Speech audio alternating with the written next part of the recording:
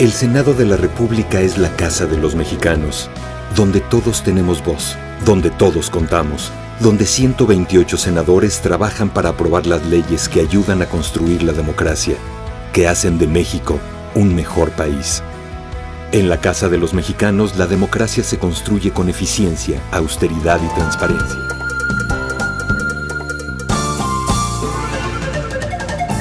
Amigos de Lo de Hoy, ViX Televisión, canal 10.1 de Televisión Social en Morelos. Estamos en el Senado de la República, nuevamente con la amabilidad de Emilio Álvarez y Casa. Emilio, gracias por recibirnos nuevamente. Grande alegría, bienvenido siempre. Gracias, de verdad. Pues en fin, un hombre intenso, trabajando en tu postura, en tu posición, congruente, eso me queda muy claro y lo celebramos tanto. En Chiapas, ¿qué encontraste? Tuvimos una visita a la frontera sur, esencialmente organizado por 3 colectivos de organizaciones, uno que refiere a la política migratoria, otro que refiere a un trabajo en contra de las detenciones arbitrarias y un tercero que es un observatorio sobre la situación de derechos humanos en el sureste mexicano. Son unas 60 organizaciones que han venido levantando la voz de lo que sucede en la frontera sur. Nos invitaron a un grupo de legisladores para hacer lo que se conoce como una visita in situ, una visita en territorio, en lugar, ¿no? Claro. Porque nos mandan informes, pero no es lo mismo. Y fue una visita, pues, interpelante, ¿no? Estuvimos en estaciones del Instituto Nacional de Migración, intentamos entrar a los albergues del DIF, que no nos permitieron. Estuvimos en albergues privados, entrevistamos a personas migrantes por fuera, vimos a expertos, estuvimos en reuniones con organizaciones internacionales tipo ACNUR, tipo UNICEF, tipo la Organización Internacional de Migraciones, la OIM, también con representantes de entidades de derechos humanos como la CNDH o la Comisión Estatal o la Defensoría Pública, una visita muy completa y tiene 2 lados, ¿no? Una que tiene que ver con la toma de testimonios directas con personas migrantes y otra que tiene que ver con una lectura más en lo general. Hablamos con algunos gente de Centroamérica, venezolanos, colombianos, y hay ecos que resuenan de sus testimonios. Un hombre que nos dice, nos hacen sentir que no valemos nada, nos tratan como perros. Una señora de El Salvador que le dice a sus hijas, no hablen. No hablen porque si les identifican el acento nos va mal. Un fenómeno de testimonios donde crece en México una alarmante xenofobia, es decir, un odio por ser extranjero. Y hay una problemática en Tapachula, en la frontera sur, que es una bomba de tiempo. Letreros específicos donde hacen referencia a que solo se contratan mexicanos, que no quieren extranjeros.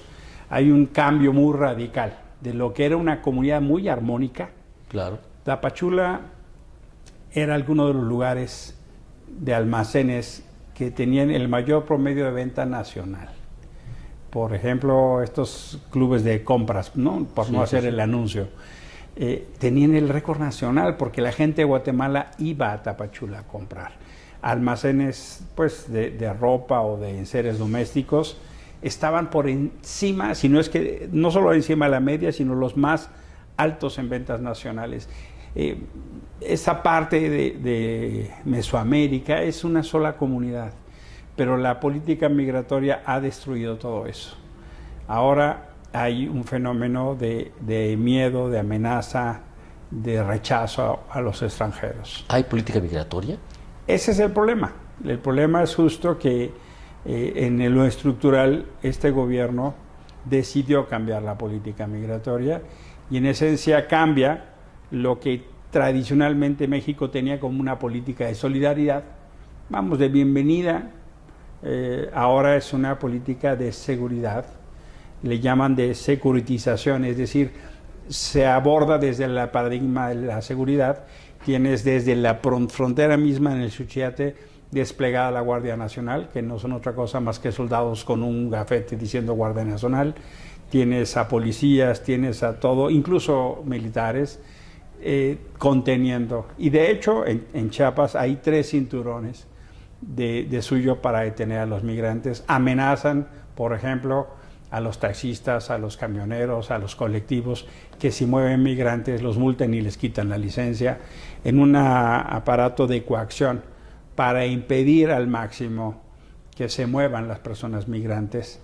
Y hay una segunda implicación muy importante, que es cambiaron las reglas de la solicitud de asilo y de la migración. ¿Qué quiere decir eso? Que entonces ahora Chiapas es una especie de gran bolsón, es una especie de gran estación migratoria. Obligan a las personas que solicitan refugio o asilo a hacer el trámite donde lo pidieron. Pero el fenómeno está absolutamente colapsado. El año pasado, México recibió más de 131,000 solicitudes de refugio y asilo. Eso nos coloca en el segundo a nivel mundial, solo para que tengamos una dimensión de lo que eso implica. Y la Comar tiene un presupuesto de 25 millones de pesos al año, absolutamente desbordada, rebasada, sin capacidad, financiada por la ACNUR, que hacen lo que pueden, pero eso de suyo te muestra una voluntad de cómo atender el problema, y tardan meses, si no es que hay ya incluso gente que tiene más de un año esperando, y con la profunda injusticia de que una vez que los migrantes, si es que les responden, tienen un papel, la Guardia Nacional o las policías estatales se los rompen y los deportan. México está deportando a personas con solicitud o refugio garantizado, con lo cual los ponen en más riesgo. Y el fenómeno va para peor. Así como en México la pandemia generó más pobreza, eso está pasando en todo el mundo. Hoy muchas personas de México están otra vez migrando a Estados Unidos. Una tercera parte de las personas que Estados Unidos deporta son mexicanos. La ola migratoria hacia Estados Unidos hoy también es mexicana. Ese fenómeno está pasando en el sur. La pobreza en Centroamérica es mucho mayor. En África, en países de Asia, yo pude documentar gente que venía de lugares como Pakistán o Azerbaiyán, lejísimos. Por supuesto, hay una cada vez mayor flujo migratorio de países de África. Y en el entendimiento de que creer que eso solo se resuelve conteniendo, pues lo único que hace es generar cadenas estructurales de violación a los derechos humanos y de violencia. Los testimonios son pues tremendos, ¿no? El Senado aprobó una medida para que fuera ilegal detener a niños y niñas. Y entonces ahora no los ponen en centros migratorios, los mandan a un centro de detención, ahora les llaman asegurados, ahora les llaman rescatados, pero algunos de ellos son lugares que ni siquiera tienen ventanas. Imagínate un lugar como Tapachula, con la temperatura que tiene, sin ventanas, sin aire acondicionado, sin ventiladores. Son condiciones absolutamente indignas e inhumanas. Y más allá de la voluntad que puede haber, que sí encontré, quiero subrayarlo, de servidores públicos que pueden tener la voluntad, de gente en migración o de gente en el Comar, que en lo personal tienen una sensibilidad. Pero cuando lo estructural te lleva a estas condiciones, acaban presentándose prácticas que dices, ¿qué pasa? Un albergue de la Comar, como no tienen recursos, pero también hay una desesperación, llegan a prácticas que son aberrantes, como por ejemplo, marcar con un plumón el brazo de los migrantes con un número, como si fuera un campo de concentración judío, como si fuera del Holocausto, como si nos recordara los campos nazis, ¿no? Escribiendo en un brazo el número de los migrantes. Ese simbolismo te demuestra lo que está pasando, y las historias de corrupción y de vejaciones se multiplican. Claro. Y eso pasa justo porque, nos guste o no nos guste, México ha decidido hacer el trabajo sucio de Estados Unidos. México ha decidido, primero con Trump y luego con Biden, aceptar la contención de la migración. Y ahora que hay elecciones en Estados Unidos, hasta el gobernador de Texas se da el lujo de amenazar a los gobernadores de Tamaulipas, de Nuevo León, de Coahuila y de Chihuahua para no pasar trailers, sino es que se comprometen. Entonces ahora no solo tienes un filtro en el sur, sino tienes un filtro agravado en el norte. ¿Qué hace como consecuencia eso? Pues se incrementan los polleros, se incrementa el riesgo. Nos hablaban de un camión tráiler donde iban 360 personas. No es suficiente lo que pasó hace poquito. ¿Qué pienso entonces que toca hacer? Lo mismo que pedimos a Estados Unidos. Una política migratoria ordenada, licencias, controles.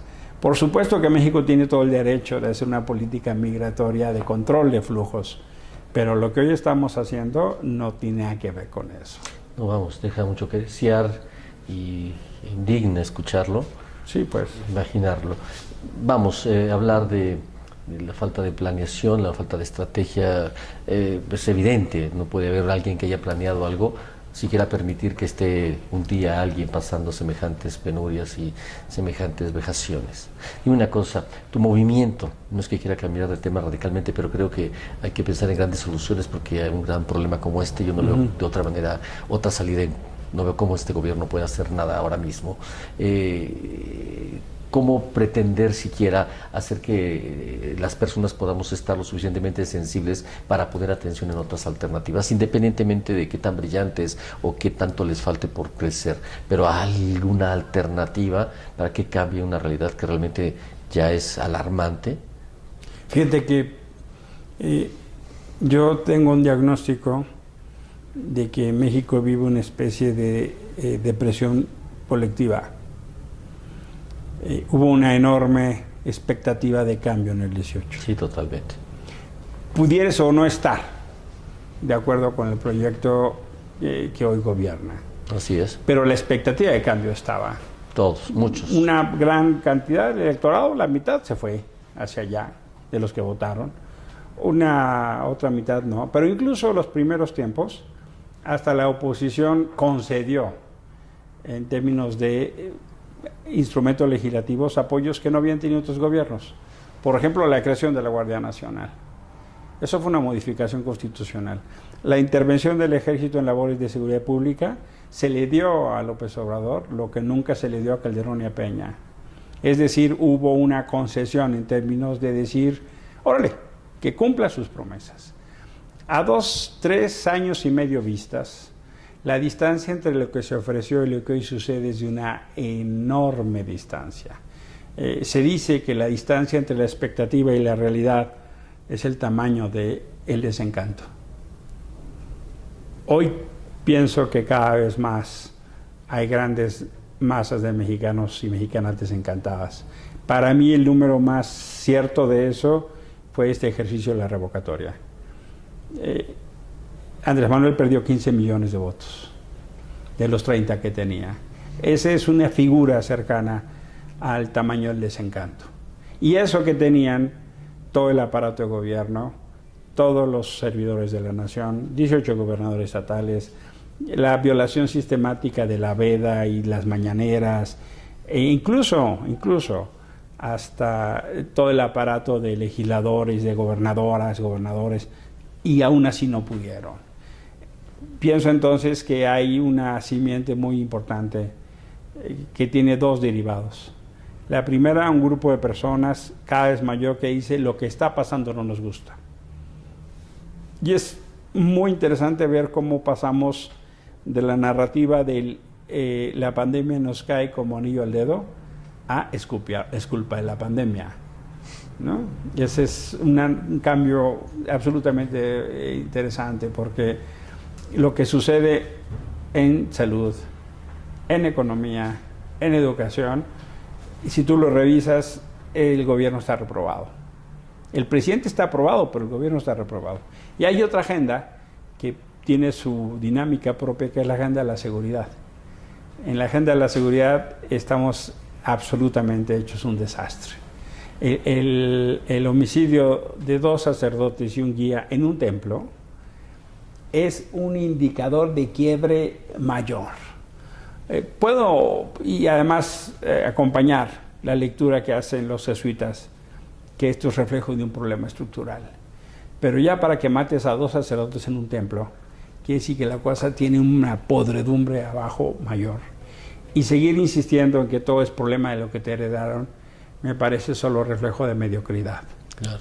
¿No? Porque ya tienes 3 años y medio gobernando y tienes que hacerte cargo de lo que ofreciste. Entonces, por un lado creo que hay un fenómeno de un grande desencanto.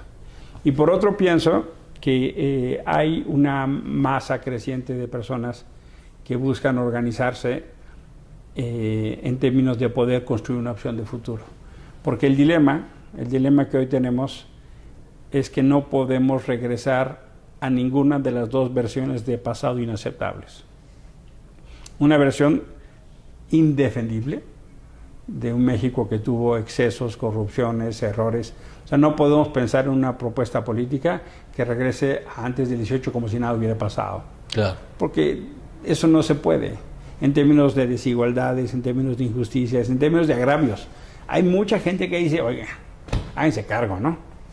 Y la segunda es un México irrepetible. O sea, no podemos seguir pensando en las soluciones de los 70s o de los 60s o de los 30s, cuando hoy tenemos horizontes, por ejemplo, en tecnología muy distintos. O, por ejemplo, en términos de cambio climático. Yo hablo con mis hijas, con mi hijo, con sus amigas y sus amigos. Y es súper interesante escucharlos porque te dicen, mira, a mí no me interesa un crédito de vivienda, porque quién sabe si lo pueda pagar y quién sabe qué va a pasar. Cuando tú les preguntas, oye, ¿quieres tener hijos e hijas? Su respuesta es no. Sí, lamentable, es cierto. A mí no me interesa. Una de mis hijas decía, mira, papá, hoy es irresponsable querer tener hijos. Y yo le decía, fíjate qué interesante. Tu abuela, mi madre, tuvo 15 hijos. Yo soy de una familia grande. Ya veo. La primera murió y luego tuvieron 14 hijos. De esos 14 yo soy el 12. Vamos. Entonces le digo, fíjate, tu abuela tuvo 15, tu madre tuvo 3, y tú partes tu saque de inicio para empezar a platicar, ¿no? Así estamos chupando tranquilos, vamos a platicar. Sí. Yo no quiero tener hijos porque es irresponsable. Entonces, a ese entendimiento de las cosas, tú no le puedes decir, hombre, vamos a seguir quemando combustible fósil para generar energía. A ese entendimiento de la vida, tú no puedes decirle, no, mira, lo que necesitamos es seguirle generando electricidad a partir de quemar combustóleo. Porque te voltean a ver y dicen, ¿en dónde estás parado? O sea, ¿no te das cuenta en serio que esto va para mayor? Claro, que esto no es ¿cómo así? el piso. Y que México es una de las 15 principales economías del mundo y que lo que haga México sí tiene impacto. O sea, no somos Timbuktu. Sí, claro. O sea, sí México tiene un empaque, y además tiene un empaque regional. Y que entonces ahora nos presenten las opciones, no, pues miren, tenemos que recuperar a Lázaro Cárdenas. No es entender los dilemas del momento. Yo pienso que en su momento estas personas estuvieron a la altura de sus dilemas y su tiempo, así como Juárez, así como Madero, así como Lázaro Cárdenas. Lo que pienso es que el liderazgo actual no está a la altura de su tiempo. Totalmente de acuerdo. No tiene los dilemas de su tiempo y por eso yo me he abocado los últimos meses a construir el Frente Cívico Nacional. Y el Frente Cívico Nacional es una iniciativa que busca organizar y aglutinar a toda la oposición en una candidatura única a través de un método democrático que es una elección primaria. Si me permite, damos un corte y regresamos para terminar platicando sobre el Frente Cívico Ciudadano. ¿Es así? Sí, Frente Cívico Nacional, pero es ciudadano. Ciudadano nacional, pero bueno. Nacional. Perfecto. Regresamos después de este corte. Hola, en Ciudad y Campo quiero invitarlo a que conozcan lo más importante del ámbito rural y del ámbito urbano. Síguenos todos los miércoles a las 5:45 de la tarde en las redes sociales de la ODM Morelos y en el canal 10.1 de televisión abierta Dix Televisión.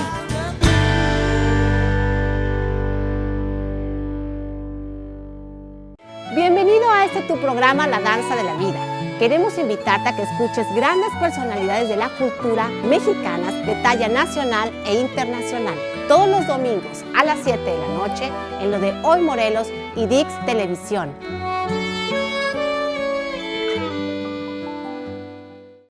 más relevante de la información local y también del acontecer de la vida diaria lo vas a encontrar aquí. Síguenos a través de nuestras redes sociales de Lo de Hoy Morelos en nuestra segunda emisión de 2 a 3 de la tarde y la tercera de 8 a 9 de la noche. Por supuesto, también en el canal Televisión Abierta 10.1 ViX Televisión. Bienvenidos a Estampa Morelos. Este es un espacio donde estaremos recibiendo a diferentes personalidades que nos contarán toda su vida y además sus más profundos recuerdos. Síguenos a través de las redes sociales de Lo de Hoy Morelos todos los miércoles a las 6:45 de la tarde y también el canal 10.1 ViX Televisión. Emilio, nos decías, Frente Cívico Nacional, un candidato único de oposición. ¿Es factible? Tiene, bueno, se oye interesante, tiene lógica, claro, pero en función de intereses, PRI, PAN, vamos, es complejo. Es complejo, pero es más complejo no hacer nada. No, bueno, vamos, claro. Es más claro. frustrante, ¿no? Ya hubo un buen ejercicio, que fue el 21. El 21 hubo una masa crítica que dijo: no queremos que Morena tenga la mayoría constitucional. Y esa masa se organizó y lo logramos. Se trata de hacer mejor lo que hicimos en el 21. Se trata de entender los dilemas de la democracia con más democracia. Por eso queremos muy sencillamente decirlo de dos maneras. Hay mucha gente que se preocupa y dice: ¿qué hago? ¿Qué hago? Tú vas a las reuniones y dices: ¿qué hago? ¿Por dónde? ¿No? ¿Por dónde? Esta es una manera. Y la segunda es muy fácilmente generar una corriente de opinión que empuje la unidad. Porque sí, el PRI tiene sus contradicciones, el PAN tiene sus contradicciones, el PRD, el MC, pero también Morena. O sea, las contradicciones son intrínsecas a la política y a la democracia. Pero entonces, ¿en qué sentido lo hacemos? Lo hacemos en el sentido de que no acabamos de ver una persona que congregue a la oposición o a las oposiciones. Un liderazgo que digas: hombre, es indiscutible que esa persona nos congrega. La verdad, no. No hay. En algún momento no había duda de que Peña Nieto iba a ser el candidato. En algún momento no hubo duda que Fox sería, o que López Obrador, o que Cárdenas, por ponerte ejemplos. Sí. Claro. Hoy no es así.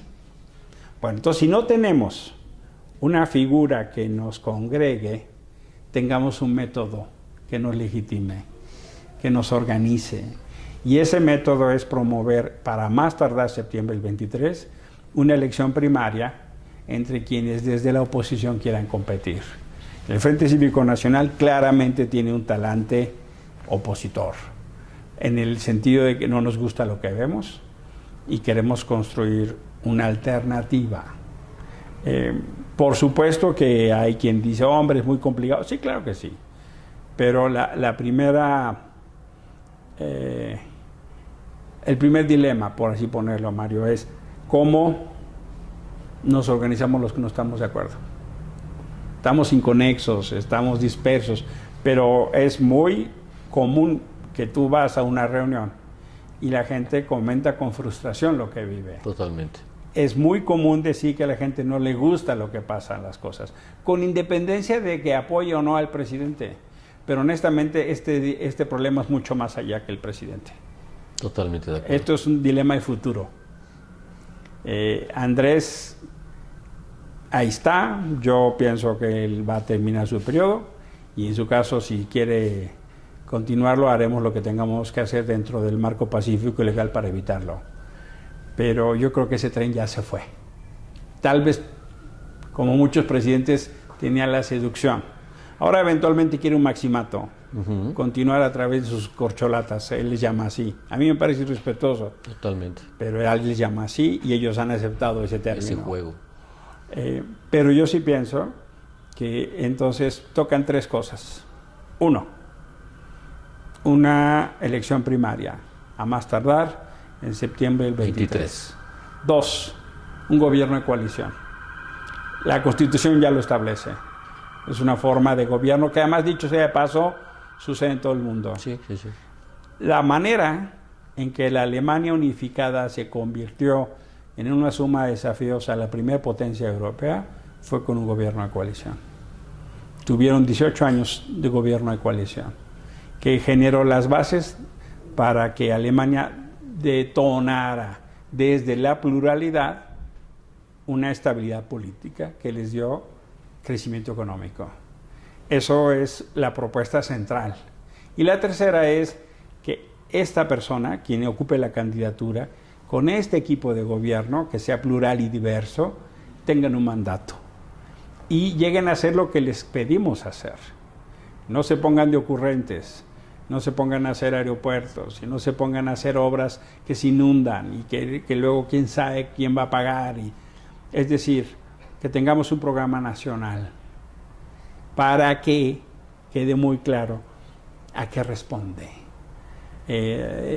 Yo pienso que hay un momento de emergencia nacional, pienso que hay que entender que necesitamos un gobierno de reconstrucción, pienso que hay que entender que el daño de muchas cosas que se han destruido a la mala va a tomar tiempo en recuperarse, por ejemplo, en el sistema de salud, por ejemplo, en revertir la militarización del país, por ejemplo, en enfrentar el control territorial que hoy tiene el narco. De seguir como vamos, la herencia del gobierno de Andrés Manuel López Obrador va a ser un narcoestado militarizado y autoritario. Contundente, la explicación ha sido extraordinaria, digo, es una exposición desde una perspectiva que muchos comparten y me parece que el equilibrio es fundamental. Es una propuesta que evidentemente tal vez la única que veo en corto y que con perspectiva no es sencilla, no es fácil, pero bueno, celebramos que tengas esta iniciativa con gente también importante que sabemos está acompañándote en este proyecto. Amigos de Lodoy, es un gusto estar con Emilio Álvarez y Casa en su oficina en el Senado. Gracias, Mario. Estaremos muy pendientes de lo que siga sucediendo. Gracias Mi nuevamente privilegio. por la oportunidad. Que estés muy bien. Gracias.